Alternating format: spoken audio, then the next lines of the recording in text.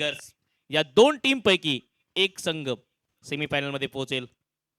पहिला बॉल, वर shot, room create करत असताना धूम, टाटा बाय बाय. नयन रम्य फटका, त्यानंतर कट केलाय. इन फ्रंट द स्क्वेअर खेळत असताना गॅप शोधलाय. जणू काही सुईमधून धागा ओढलाय. बॉल सीमा पार गेलाय. रन 4 मिळकारला. पायावरचा बॉल, नो लुक स्टाईल मध्ये पायावरचा बॉल, लाइन से फटके तो पडेंगे फटके. रन 4. चौका ऑन साइड ला शॉट, टॉम पूल, बॉल बाउंड्री लाईनच्या बाहेर, ढगात षटकार.